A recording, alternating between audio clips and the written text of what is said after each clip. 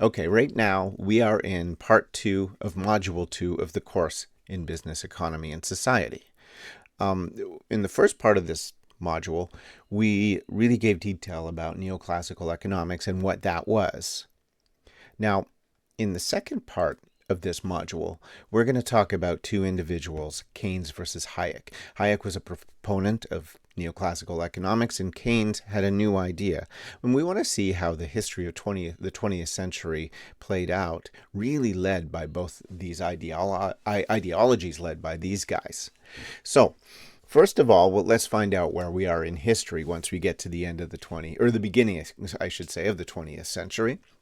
We are at that time at the end of the first big experiment in classical economics, the first big global almost experiment in that free market economics based on neoclassical assumptions that we discussed.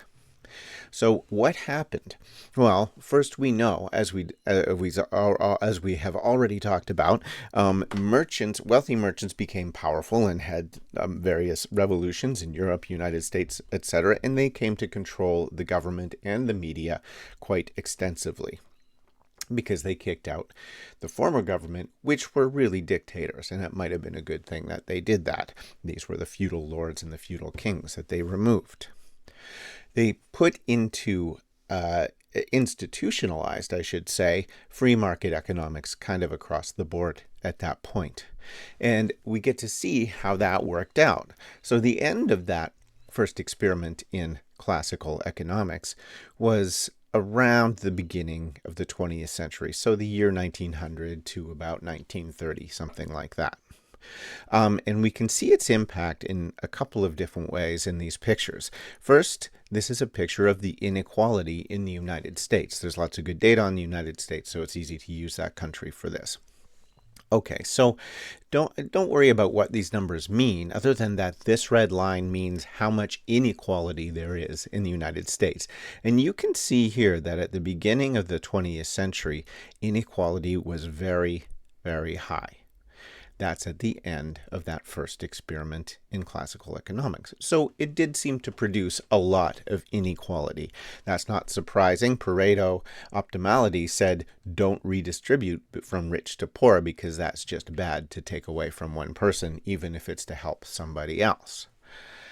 Now, but how did this impact economic performance of the economy in general? Well, we can see this here. This is the economic growth chart for both Canada and the United States. And you can see here it starts around 1900, and up until around 1930, you're getting into some world wars here.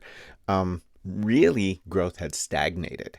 Until the First World War, growth completely seemed to have stagnated in the United States. The war gave it a little boost, and then the Second World War another boost, but there wasn't very good economic performance. So the first experiment in classical economics ended in failure. It ended in low growth, not a very good economy, and high inequality. And what's more, a lot of social theorists suggest that it ended in horror, that this experiment in classical economics caused the First World War and the horrors of that, and then the Great Depression and the economic collapse that preceded that, and then the Second World War. All of these were part of the collapse of that system of classical economics-based economies imposed on the world through a colonial model, really. So it didn't have a good reputation by, the year 1920, for example. Free market economics did not have a good reputation, and people didn't like neoclassical economists, or what would become known as neoclassical economists. They didn't like them very much, right? So at that time, people were hungry for a new idea, and John Maynard Keynes came along and gave them that idea. John Maynard Keynes, the most important economist since, the year 1900, really,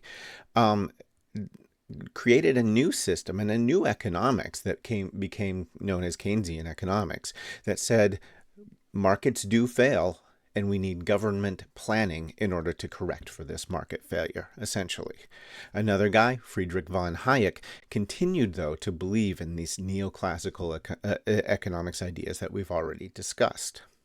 Now, so you have the 20th century set up as sort of this intellectual battle between Keynes and Hayek. Well, Keynes, as we've suggested, originally won because of those horrors that the first experiment in free market economics ended in.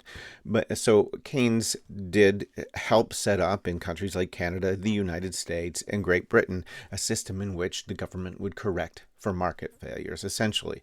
But globally, he helped create what are called the Bretton Woods institutions. Most important of those institutions were the World Bank and the International Monetary Fund. Those institutions kind of enforced this active government planning type economy on the world. Hayek didn't like that. And there were a few remaining neoclassical economists at that time that didn't like that. And Hayek, interestingly, had a plan to bring back neoclassical economics back to power of the commanding heights of the global economic system. So that's a great story, and lucky for you guys, it's in a documentary called The Commanding Heights, and I've got the link here on the slide. It'll also be down below in the description. And you only need to watch from 21:49 minutes 21 and 49 to about 50 in this documentary to get this story about Keynes and Hayek. And that will be it for this module 2 once you watch that.